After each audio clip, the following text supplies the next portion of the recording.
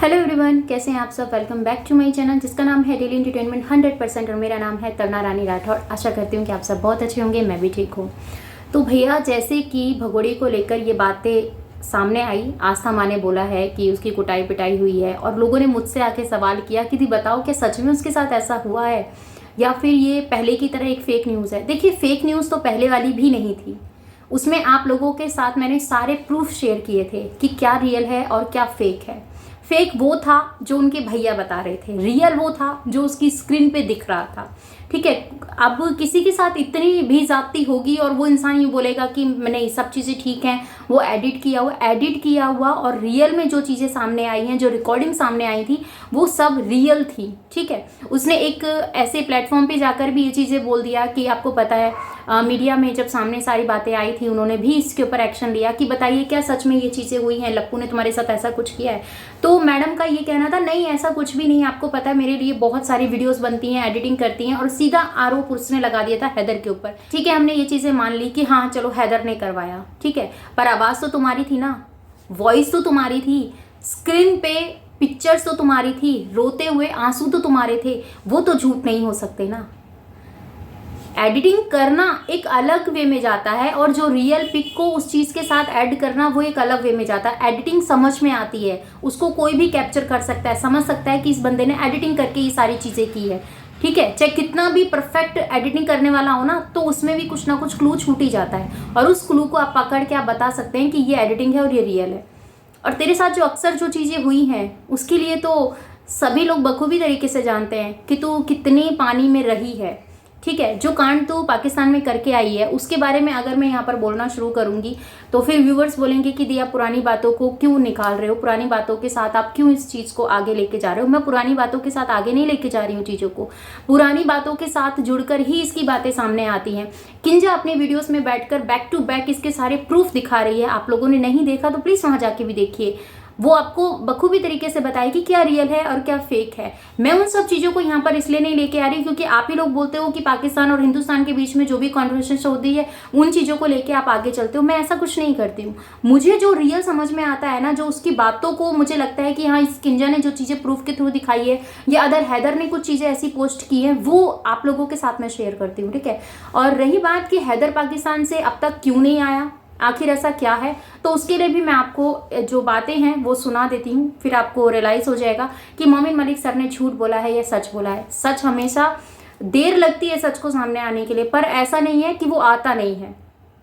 ठीक है, झूठ तो आपको हर जगह मिल जाएगा और सच्चे इंसान को इंसान पहचानने में बहुत बड़ी गलती कर देता है क्योंकि उसको हमेशा से वही चीज़ें पसंद आती है जो उसकी आंखों को भाती है, और जो उसकी आंखों को खटकती है वो कभी इंसान देखना नहीं चाहता। पर रियल वही होता है कि जो सच्चा होता है वो आंखों में खटकता ज़रूर है। मैं आपको सुनाती हूँ कि मोमिन मलिक सर ने क्या कहा है हैदर को लेके, जो कि आप लोग मुझसे हमेशा से ये सवाल पूछते हैं कि दी हैदर कब आएगा, क्या है, कैसे है। उसके लिए मैं अभी आप मुझे दीजिए 2 मिनट क्योंकि मुझे उसको निकालना है। जो वीडियोस मेरे पास आई हैं तो मैं अभी आपको दिखा देती हूँ कि हैदर कब आ रहा है, तो आपको विश्वास हो जाएगा। ठीक है,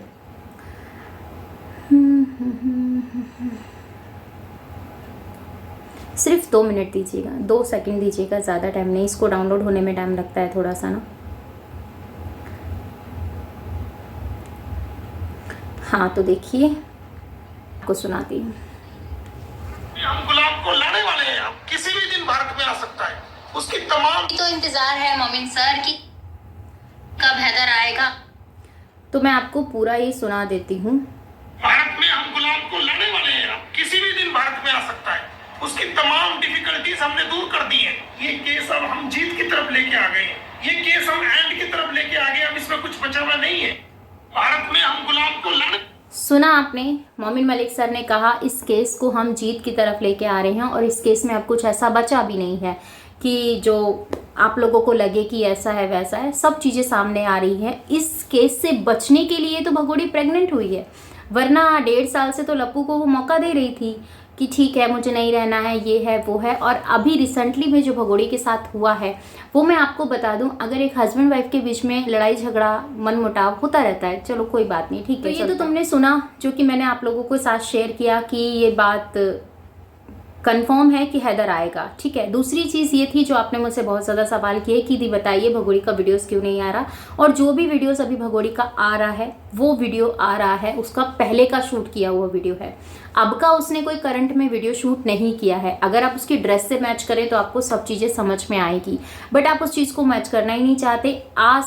आज से 10 दिन पहले एक इंटरव्यू उसने दिया था, मैं उस इंटरव्यू की यहाँ पर क्लिप लगा दूंगी। वही ड्रेस में उसने आज की जो वीडियो पोस्ट की है वही पोस्ट की है, ठीक है। और ऐसा कुछ भी नहीं है। अभी रिसेंटली उसके फेस पे बहुत ज़्यादा मतलब मार पिटाई के निशान हैं, जो कि अभी 3-4 दिन में तो आपको पता है नहीं जाते हैं। और लप्पू जब पी के उसको कुटाई पिटाई करता है उसकी, तो वो नेक्स्ट लेवल वाली कुटाई पिटाई होती है, और बहुत ज़्यादा उसको इंजरी हुई है इस टाइम पर भी, क्योंकि जिस टाइम पे वो प्रेग्नेंट है और उस टाइम पे उसके पे हाथ उठाना, ये सब चीज़ें करना, तो पता चलता है कि लप्पू एक नशे का बहुत बड़ा आदी है वो। और लप्पू ही नहीं करता, भगोड़ी भी ये चीज़ें करती है। उसको ड्रग्स, गांजा पांजा और पता नहीं क्या क्या होता है, मुझे तो इतना पता भी नहीं है, तो वो सारे ड्रग्स करते हैं, क्योंकि ये चीज़ें रघुपुरा में रहने वाले लोग ही आप लोगों के साथ शेयर करते हैं। बट आप उनकी वीडियोस को वो नहीं देखते हो कि हाँ ये चीज़ें ऐसे हैं वैसे हैं। पर हाँ, जब आस्था माँ बोलती है आपको उनके ऊपर भरोसा है, मुझे बहुत अच्छा लगा सुन के। और आस्था माँ के ऊपर जिन्होंने भी एलिगेशन लगाए कि वो सेक्स रैकेट चलाती हैं या फिर ये करती हैं वो करती हैं, तो मैं उनसे सिर्फ इतना सा कहना चाहूँगी, शर्म आनी चाहिए तुम जैसे लोगों को, शर्म आनी चाहिए। जब तुम किसी की बराबरी नहीं कर सकते हो ना, तो तुम उसको जलील करने को उतरा देते हो, ठीक है। और किसी ने कमेंट्स किया था, जो कि मेरी लाइफ में अक्सर कमेंट आते हैं इस बात को लेकर, और ये चीज़ें बोली जाती हैं कि तुम लगता है कि भगोड़े जैसी हो। तो मैं तुम्हें एक बात शुद्ध शब्दों में समझा देती हूँ। मैं अपने बच्चों को लेके अपने घर में बैठी हूँ, और मैं जो बोलती हूँ बेबाक तरीके से बोलती हूँ। अगर मेरी बात गलत हो तो आप कुछ भी कर सकते हैं, पर अगर मेरे में सच्चाई है तो आप मेरा बाल भी बाका नहीं कर सकते हैं। आई बात समझ में? और मैं जो बोलती हूँ ना, हर एक बात प्रूफ के साथ लाके बोलती हूँ। और जब मुझे लगता है कि मैंने ये बोला है और उसमें कुछ नहीं है सच्चाई, तब मैं ये चीज़ें बोल देती हूँ। ठीक है, अगर आपको लगता है तो आप इस चीज़ को समझने की कोशिश कीजिए। बाकी आपकी क्या राय है कमेंट में दीजिएगा। ये मेरे वर्ड्स रहते हैं, बट आप इन चीज़ों को नहीं समझेंगे। आपको समझना वही है, क्योंकि जिसने सामने वाले ने गंदगी देखी है उसको हर जगह गंदगी नज़र आनी है। और आपकी भगोड़ी मेरे पैर की चप्पल की भी बराबरी नहीं कर सकती। मेरी बराबरी करना तो बहुत दूर की बात है। आई बात समझ में? उसके जैसी औरतों की एक ही जगह है, और वो वहाँ जाकर नहीं रह सकती, क्योंकि उसने अपने चक्कर में उन 4 बच्चों का भविष्य खराब किया। और लप्पू ने एक रील्स बनाई थी, वो भी मैं आपको बताती हूँ। चलो इसको थोड़ा इंटरेस्टिंग टॉपिक पे लेके चलते हैं, मतलब इसको थोड़ा एंटरटेनमेंट टॉपिक पे लेके चलते हैं, क्योंकि रिएक्शन कुछ ज़्यादा हो गया, ठीक है। तो मैं आपको बताती हूँ, लप्पू ने एक रील्स बनाई थी कि आओ सुनाओ तुम्हें एक प्यार की कहानी। तो सिर्फ उसका मैं छोटे से शब्दों में, क्योंकि गाना नहीं लगा सकती हूँ, कॉपीराइट आ जाएगा, उसका सिंपल से शब्दों में आपको जवाब देना चाहती हूँ। लप्पू में तो तेरी कहानी को सुनने में इंटरेस्ट किसको है?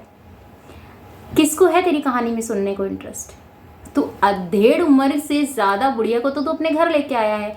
बिना लीपा पोती किए वो कैमरे के सामने नहीं आ सकती है, क्योंकि उसको पता है अगर वो कैमरे के सामने आएगी तो उसकी जो रियल स्किन है, जो उसके रियल एज है, वो लोगों को समझ में आ जाएगी। इतना भी डेंटिंग पेंटिंग करने की ज़रूरत उनको पड़ती है जिन्हें अपने ऊपर भरोसा नहीं होता। और जिन्हें अपने ऊपर भरोसा होता है ना, वो उनको कहीं भी कैसे भी आप ले जा सकते हैं। तो तेरी 4 बच्चों को दहेज में लेकर आई बीवी के बारे में हमें जानने में कोई इंटरेस्ट नहीं है, ठीक है ना। और तेरी प्यार की स्टोरी किसी काम की नहीं है। तूने कोई ऐसा वो नहीं किया है जो तेरे बारे में लोग सोचेंगे और तेरे बारे में इस चीज़ को समझेंगे कि ठीक है भैया लप्पू ने ये चीज़ें बोली हैं, अब हमें इस चीज़ को समझना चाहिए। भाई ये तो जोड़े तेरे हमने 2 हाथ। और जैसी तुम रील्स बनाते हो ना, रील्स अपने अकॉर्डिंग बनाया करो, जो तुम्हारे साथ शूट होती है। ऐसी मत बनाया करो कि हम लोग मजबूर हो जाए तुम्हारी रील्स पे रिएक्शन देने के लिए, और हमें रिएक्शन देने के लिए मजबूर करते हो तुम लोग। तो फिर हम क्या करें? हम भी मजबूर हैं अपनी आदत से, और तुम भी मजबूर हो अपनी आदत से। तुम अपनी हकीकत दिखाते हो और हम तेरा असली चेहरा लोगों के सामने लेके आते हैं, बस इतना सा ही फ़र्क है। तू लोगों को फेक तरीके से एंटरटेनमेंट करती है, और हम तेरी फेक तरीके वाली वीडियोस की रियलिटी दिखाते हैं रिएक्शन के थ्रू। तो क्या लगता है आपको? कमेंट में बताइएगा। मिलती हूँ आपसे अपनी नेक्स्ट वीडियो में। अपना और अपनों का ख्याल रखिएगा, दुआ में मुझे याद कीजिएगा। जय श्री कृष्णा, राधे राधे। और चैनल पर नए हैं तो जल्दी से सब्सक्राइब कर लीजिएगा, बेल आइकन ऑल पे क्लिक कर दीजिएगा।